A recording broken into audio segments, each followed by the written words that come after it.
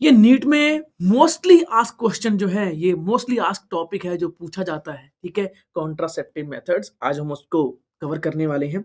इसमें आज हम कवर करने वाले हैं बेटा थर्ड और फोर्थ पॉइंट, और इसमें साथ में आईयूईडी भी मैंने मेंशन करना भूल गया था, ये भी कवर हम करेंगे। अगर आपको ये वाले दोनों को कवर करना है तो आप पार्ट 1 में जाके देख सकते हो, मैंने पार्ट 1 में उसको कवर किया है, ठीक है बेटा? आप पार्ट 1 मैंने वीडियो बनाई है जो 5 मिनट की, आप उसमें जाके देख सकते हो। आज हम केमिकल मेथड्स, आईयूईडी और सर्जिकल मेथड को ही कवर करेंगे। ये देखो मैंने पिछली वीडियो में कवर किया था, आप जाके देख सकते हो उसको। आज जो है हम कवर करने वाले हैं केमिकल या फिर हार्मोनल मेथड्स। तो चलिए शुरू करते हैं। सबसे पहले नंबर पे क्या आता है बेटा? ओरल कॉन्ट्रासेप्टिव आते हैं, जिसको हम पिल्स बोलते हैं। जनरली क्या बोलेंगे इसको? हम पिल्स बोलेंगे इनको। इसमें पहले नंबर पे क्या है? ओरल पिल्स जो होती है, एस्ट्रोजन प्लस प्रोजेस्टेरॉन, यहाँ पे दोनों हार्मोन का ये यूजुअली कॉम्बिनेशन होती है। ये डेली लेनी पड़ती हैं और एनसीईआरटी इसको मेंशन करती है कि 21 डेज के लिए आप ले सकते हो, और जब पीरियड के टाइम पे आप इसको लेने की जरूरत उसको नहीं है। फिर जब पीरियड बंद हो जाते हैं 3-4 दिन के बाद, 5वें दिन से फिर से आप इसको शुरू कर सकते हो, और 21 डेज तक आपको ये डेली लेनी होती है।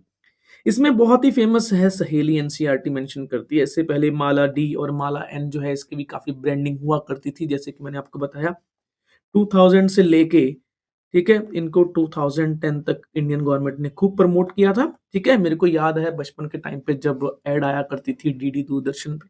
हाँ, मैं 1990s का पुराना आदमी हूँ, ठीक है, मेरा बर्थ इस टाइम पे हुआ था। How it works? तो it works it because it prevent the ovulation. तो बेटा ये ओव्यूलेशन को प्रिवेंट करती है एज पर एनसीईआरटी, आप देख सकते हो इसमें। तो ये होगी पहले ओरल पिल्स। ये रेगुलर पिल्स है, ये इमरजेंसी पिल नहीं है। क्वेश्चन क्या आते हैं पीवाई क्यूज क्या आते हैं कि सहेली क्या एक इमरजेंसी पिल है? नहीं, ये इमरजेंसी पिल नहीं है, रेगुलर पिल है बेटा ये। इसके बाद है प्रोजेस्टिन ओनली पिल्स। ये जो है एनसीईआरटी जहां तक मेरे को याद है कि मेंशन नहीं करती है, इसको मिनी पिल्स बोलते हैं। इसमें सिर्फ क्या होता है? प्रोजेस्टेरॉन होता है, और ये ब्रेस्ट फीडिंग मदर्स के लिए सेफ होती है, तो ये एक अलग चीज है। इसके बाद आता है इंजेक्टेबल एंड इम्प्लांट्स। बेटा जो है दूसरे नंबर पे क्या आता है? Injectable and implants. इसमें क्या होता है? इंजेक्टेबल में क्या होता है? फॉर एग्जांपल जो है, हमने कॉम्बिनेशन दे दिया, हमने प्रोजेस्टेरॉन और एस्ट्रोजन का कॉम्बिनेशन एज ए इंजेक्शन हमने दे दिया यहाँ पे। तो ये डिपॉट इंजेक्शन होते हैं, 3 मंथ तक इनका जो है इफेक्टिवनेस बनी रहती है। ये भी एक इंजेक्टेबल होते हैं, बट इसमें डॉक्टर्स की इसमें जरूरत पड़ती है इंजेक्टेबल में।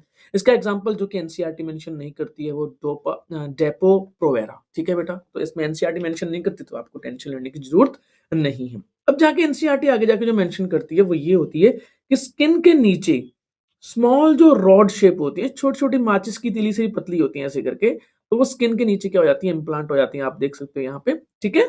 और इनका जो इफेक्टिवनेस है वो 5 साल तक होता है इनका इफेक्टिवनेस, तो ये भी आप बेटा देख सकते हो। इसमें क्वेश्चन आते हैं कि इन दोनों केस में क्या एक्सपर्ट यानी कि डॉक्टर्स या फिर नर्सेस की जरूरत पड़ती है? बेटा जरूरत पड़ती है, ये घर पे हम अपने तरफ से यूज इसको नहीं कर सकते। जबकि ऊपर ओरल पिल्स और ये वाली जो है प्रोजेस्टेरॉन ओनली पिल्स है, इनको हम यूज कर सकते हैं। अच्छा, एक इमरजेंसी पिल्स होती है, एक अलग आती है, जो कि ओरल कॉन्ट्रासेप्टिव पिल्स से थोड़ा सा अलग होती है भी ओरल सी है, बट ये इमरजेंसी कॉन्ट्रासेप्टिव होती है। इसमें इनको क्या बोलते हैं? मॉर्निंग आफ्टर पिल्स भी बोल देते हैं बेटा। जैसे कि एग्जांपल जो है, ब्रांड नेम है, ध्यान रखना, मैं किसी ब्रांड को एंडोर्स नहीं कर रहा, मैं बता रहा हूँ just for the public knowledge, just for the NEET knowledge. I pill and unwanted 72, ये 72 आवर्स तक जो है, मान के चलो कि कोई रेप का केस हो गया इमरजेंसी के केस में, और उस केस में ये सोचना है कि अपने को नहीं इमीडिएटली जो है प्रेगनेंसी को कंसीव होने से रोकना है, ठीक है। या फिर दूसरे नंबर पे क्या है कि एक्सीडेंटल जो है इंटरकोर्स कर लिया, या फिर अनवांटेड जो है अनप्रोटेक्टेड कर लिया, ठीक है, बिना कॉन्डोम के यूज करने पे। तो इस केस में क्या होता है? इंटरकोर्स के विद इन 72 आवर्स इसके अंदर लेना होता है, बट इसकी जो इफेक्टिवनेस है 24 घंटे के बाद और डाउन हो जाएगी, 48 घंटे के बाद और डाउन हो जाएगी, और 72 आवर्स के बाद और डाउन हो जाएगी। 72 आवर्स के बाद तो इसकी इफेक्टिवनेस जो है बहुत ही लीस्ट हो जाती है। इसी वजह से सेफ पीरियड जो है 72 आवर्स ही है, वो भी मैक्सिमम केस में। जो सबसे ज्यादा है, यानी कि 95% से भी ज्यादा है 24 में, इसके बाद जो है इफेक्टिवनेस जो है 90 80 ऐसे करके गिरती जाएगी, ठीक है। ये हाई डोज हार्मोन होते हैं, इसमें जो हार्मोन की डोज होती है वो काफी हाई होती है, जबकि जो नॉर्मल जो 21 डेज में हम लेते हैं, हम नहीं मतलब जो फीमेल्स लेते हैं, ठीक है, वो क्या होती है यहाँ पे? उसमें लो डोज होती है।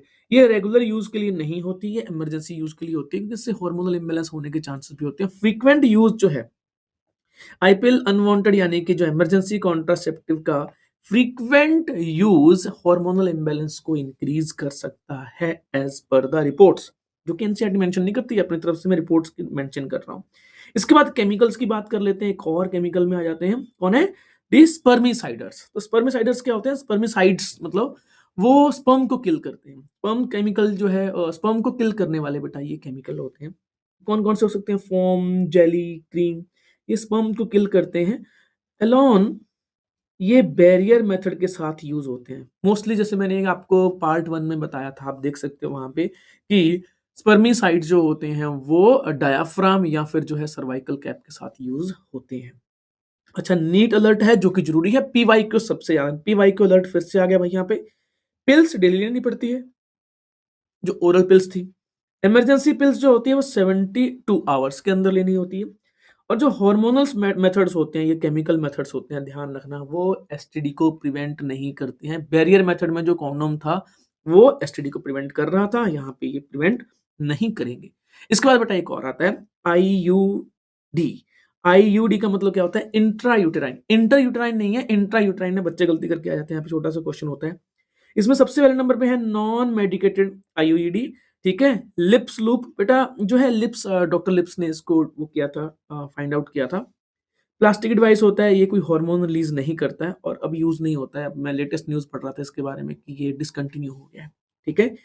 इसके बाद दूसरे नंबर पे आता है कॉपर रिलीजिंग आईयूडीज। तो कॉपर रिलीजिंग क्या होती है? कॉपर रिलीज करते हैं। सबसे फेमस नंबर पे है कॉपर टी, जो कि मोस्ट कॉमन है। कॉपर टी क्यों बोलते हैं? क्योंकि उसकी ऐसी टी जैसी शेप होती है, आप देख सकते हैं यहाँ पे क्लियर कट, ठीक है। दूसरे नंबर पे कौन सी है बेटा?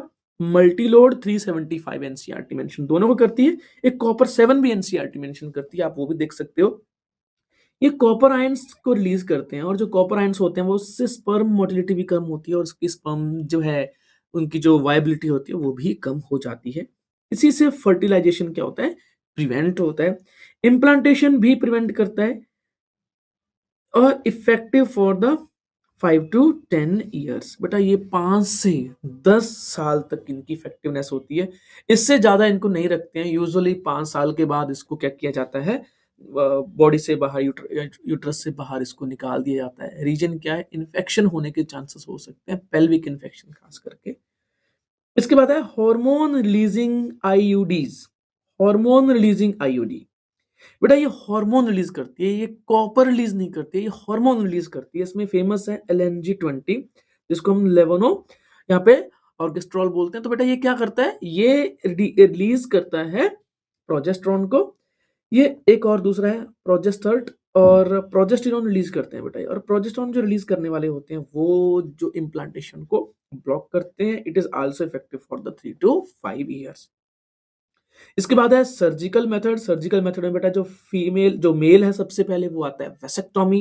वेसेक्टोमी में वासा डेफरेंस को कट कर देते हैं और इसको टाई कर देते हैं, जैसे कि आप देख सकते हैं यहाँ पे क्लियर कट है, ठीक है। इससे स्पर्म रिलीज नहीं होते सीमन में, ठीक है। और परमानेंटली यहाँ पे क्या हो जाएगा बेटा? स्टरलाइजेशन होता है। ये परमानेंट मेथड है, ध्यान ध्यान रखना। जबकि कॉन्डोम्स हैं और बाकी बैरियर मेथड से वो क्या थे? वो टेम्परेरी थे।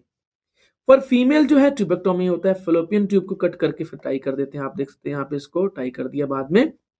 ओवम और स्पर्म इस केस में भी मीट नहीं कर पाते, ये भी परमानेंट स्टरलाइजेशन होती है। इसमें जो है ऑब्वियसली एग यहाँ पे ट्रेवल ही नहीं कर पाएगा, ठीक है। दोनों नीट अलर्ट में है। कौन कौन से सर्जिकल मेथड में? दोनों इरिवर्सिबल होते हैं, परमानेंट होते हैं। सेक्सुअल ड्राइव या फिर हार्मोन इस केस में अफेक्ट नहीं होते, क्योंकि इस केस में टेस्टिस और ओवरी को कोई डैमेज नहीं पहुंचता। इससे पहले ये बहुत मिथ माना जाता था।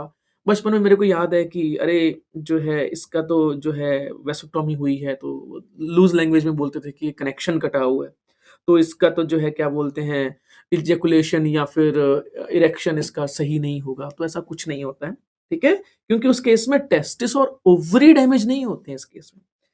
गवर्नमेंट जो है फैमिली प्लानिंग प्रोग्राम में काफी यूज करती है इसको, और पहले पुराने टाइम पे यूज करती थी।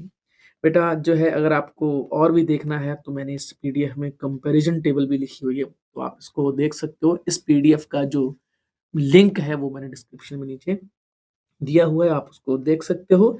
आप नीचे इनको स्कैन कोड भी कर सकते हो, और आपको जो है इन पे विजिट करके, अगर आपको विजिट करना है और आपको और नोट्स और डाउनलोड करने हैं, कुछ डाउनलोड करने हैं, तो आप जा सकते हो। यहाँ पे एक छोटा सा ऐसे करके लिंक है, आप लिंक पे ऊपर पूरी की पूरी देख सकते हो। आप ये पूरा क्या हो गया है, एक पीडीएफ जो है यानी कि एक वेबसाइट ओपन हो गई है, इसमें आप कुछ भी डाउनलोड कर सकते हो। कौन-कौन सी चीज़ें आती हैं, डाउनलोड फ्री नोट्स, ठीक है? NEET free ebooks, NEET quiz आती हैं, तो और भी बहुत सारी चीज़ें, क्रैश कोर्स मेरा आने वाला है, मॉक टेस्ट सीरीज़ मेरी आने वाली है, ठीक है? ये सारा काम बेटा मैं खुद ही कर रहा हूँ। आपको मिलता हूँ फिर नेक्स्ट वाली 5 मिनट की वीडियो सीरीज़ में चाय पीते-पीते। Bye bye.